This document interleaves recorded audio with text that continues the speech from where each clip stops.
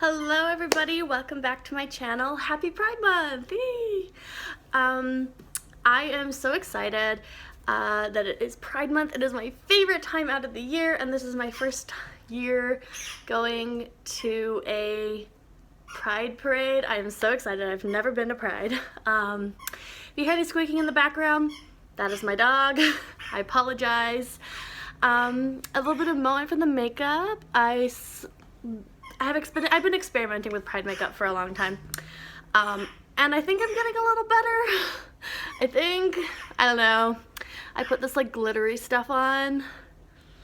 It looks a bit wonky, but we'll fix it. We'll get it ready. And also a little moment for the earrings.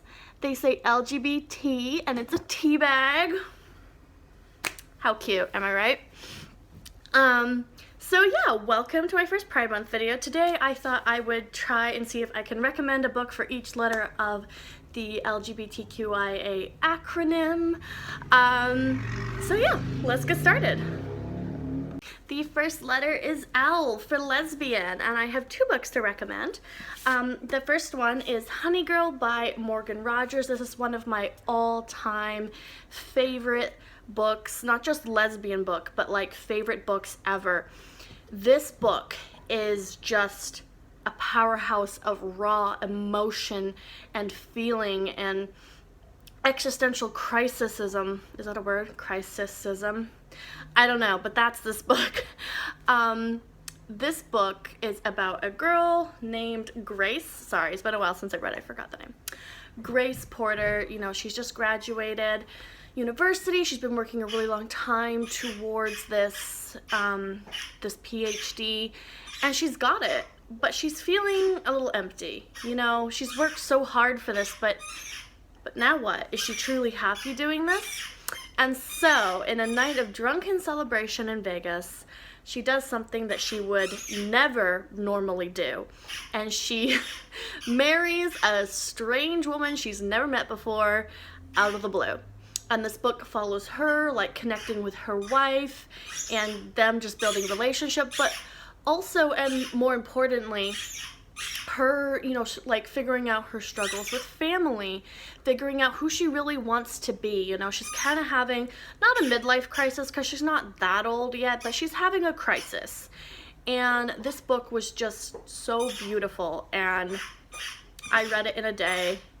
And it is due for a reread because this book made me feel every single emotion in such a powerful way. Like, I genuinely can't recommend it enough, and it's really not that long, so what excuse do you have?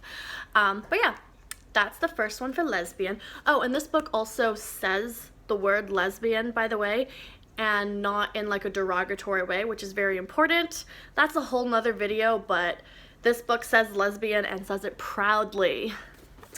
And the second book is She Gets the Girl, which actually just came out, and I'm in love with this book.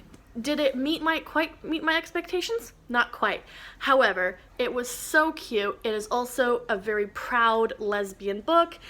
The co-authors are actually wives. I've been following them on TikTok like way before the book came out, and let me tell you, these two are so cute, the authors. But this book is about Alex and Molly. Molly, you know, these two are opposites attract. Molly has everything in control. She does everything exactly so. She never, you know, does anything spontaneous. And then you have Alex. Alex is the bad girl. Alex does whatever she wants. Alex is super spontaneous. You know, the classic opposites attract. They started off as friends. And Alex is helping Molly get the attention of a girl that Molly has liked forever. But, plot twist, which I'm sure we all saw coming, they fall in love. And it's so good. It's so good. I ate this book up so fast. I was lucky enough to get an advanced reader copy. I got an e-arc. This is my own personal copy. But also, can we have a moment for the cover? Like, hello, it's beautiful. Again, this book is also very proudly lesbian, says lesbian. Both characters are lesbians, so it's a perfect recommendation. Killian books. I'm gonna be very upfront and sad. And I have a reason for this. Growing up, most, if not all, like 99.9% of the LGBT representation I had growing up was a Killian.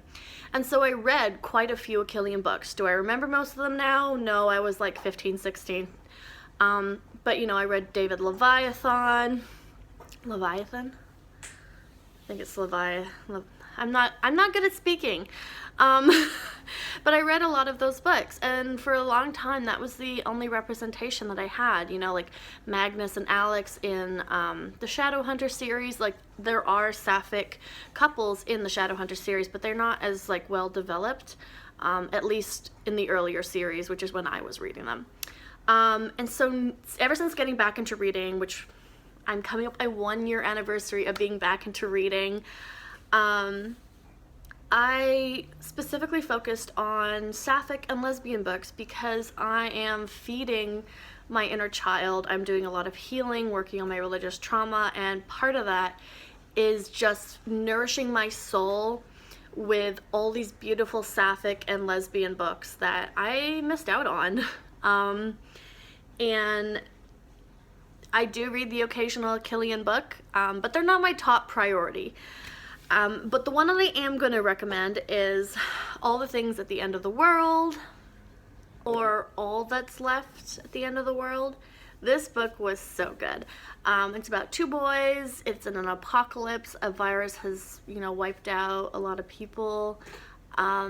And it's about them road tripping together across the apocalyptic wasteland of the United States, and they fall in love, and it was so cute. I read that book again. This is a very good theme here. If I read a book fast, that's my measure of how good it is. Well, not my only measure, but one of my measures. I love a book that I can read really fast, and I read it really, really fast. You know, it was super well written.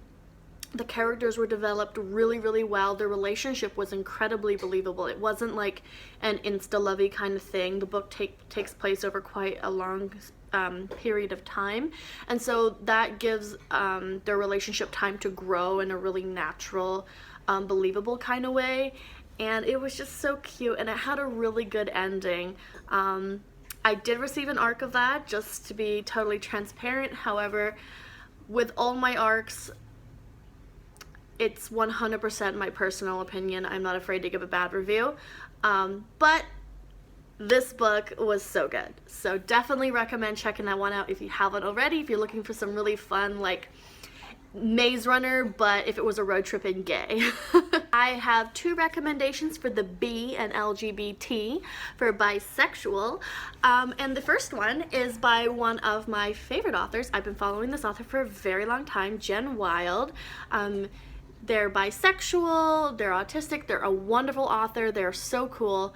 And I actually read this book when it first came out on Wattpad, which was years and years ago. So I've been following this book for a long time.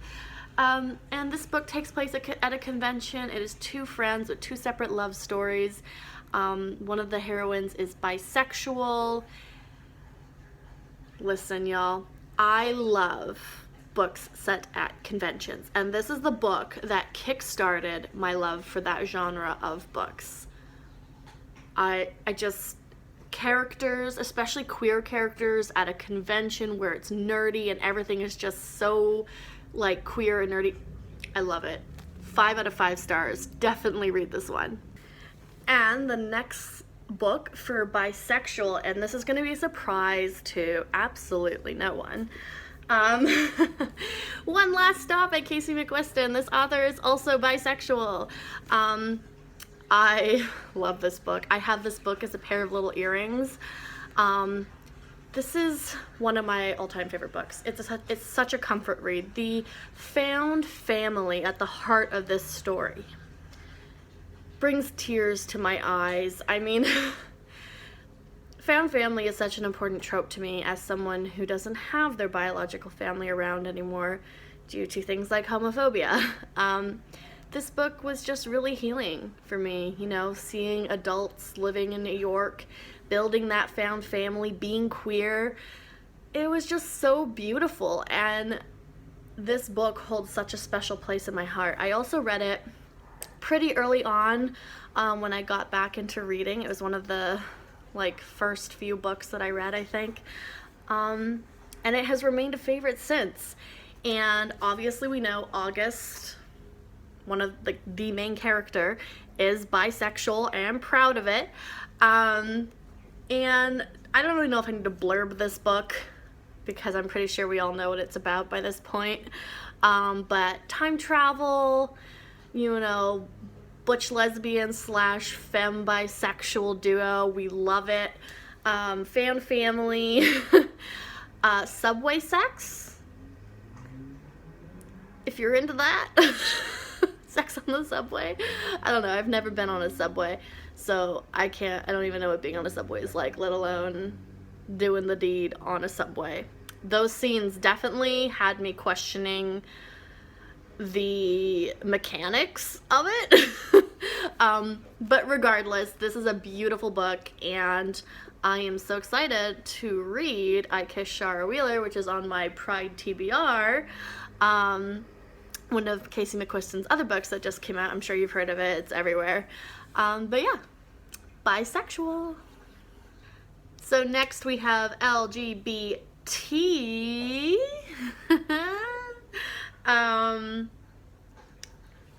Both of my recommendations are non-binary. I do need to read more books about trans characters who are like binary trans, other gender identities, but I'm still getting getting back into the book world, so I haven't had a chance yet. But these are books that I have read since starting, and as someone who is like gender fluid, like on the non-binary spectrum, that's what I gravitate towards, or I gravitated towards at first. I wanted to read books that were similar to me.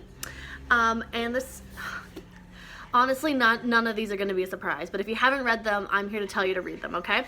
Love and Other Disasters by Anita Kelly. The author is non-binary / femme couple, non-binary butch / femme, questioning queer character. I love this book so much. I felt so seen and so represented by this book. Also, the spicy scenes were very accurate as to what queer like sex between two AFAB bodies looks like.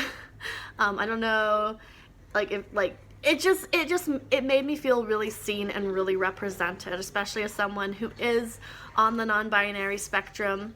My girlfriend is also on the non-binary spectrum. Like it was very fulfilling reading this book, and the romance is incredible, and the setting on a cooking show. I need more reality TV queer romance books. Please and thank you. On my doorstep by the end of Pride. I need them now. But yeah, this was a 5 out of 5 star read for me. I couldn't put it down. The tension, the romance, the yearning looks, the sizzling touches when they brush hands. This book has it all. Read it now. It's so good. And then I have a graphic novel, Mooncakes by Wendy Zhu, Suzanne Walker, and Jo McGill. This book was so good. It was so cute. As a witch, I really appreciated the cozy cottagecore witch aesthetic. It was just so good. And graphic novels aren't really my thing. I find them, like, the pictures are distracting. Never been really a graphic novel person, but I did really, really love this one.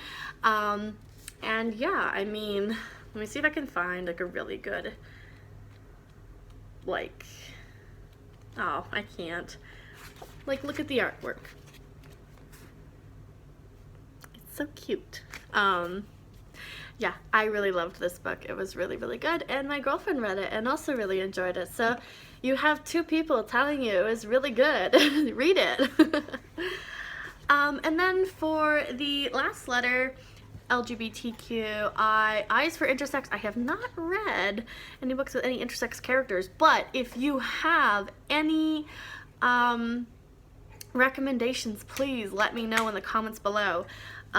Also, there's 2 more letters in the acronym, I just forgot. And for A for asexual, I'm going to recommend The Summer of Bitter and Sweet by Jen Ferguson. I received an ARC of this, and I was so lucky to receive one. Incredible. This book was so good. It touches on so many important topics like missing and murdered Indigenous women, generational trauma, SA, discovering, your sexuality, like your asexuality. This character is on the demisexual part of the asexual spectrum, and this book just had me in all my feels. The title could not be more perfect. This book is bitter and sweet. There's happy moments, and then there's the sad moments which break your heart, and then there's these little moments of just pure joy. And it's also set in Canada, which is really cool. And yeah, 5 out of 5 stars. I cannot recommend this book enough. If you're looking for a perfect queer coming of age novel to read this summer while eating some ice cream, do it. Get your hands on this book, give it a read, you will love it. For the last part of the acronym, 2S for Two-Spirit, I have Daughters of the Deer by Danielle Daniel. Now this book is a historical novel. It follows a mother, Marie, and her daughter, Jean. I think it's pronounced Jean? Jean. I think it's Jean because it's Jeanne. Jean. I think it's Jean. And it starts off with Marie's story and moves into Jean's. And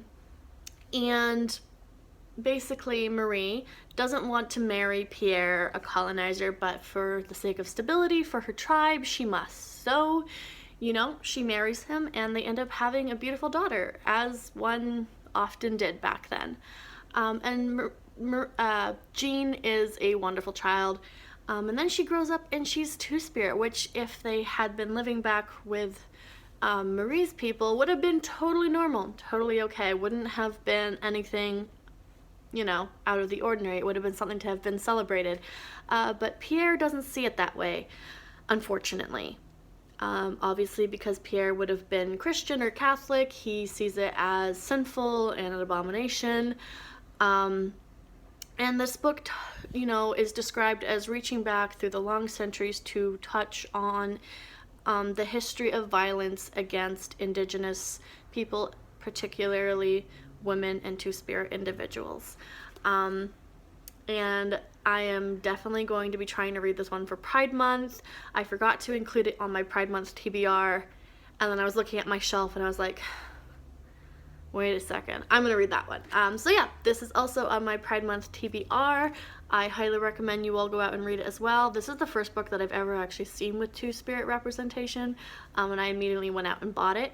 So yeah, I will be doing a review on this one when I have read it. So stay tuned for that.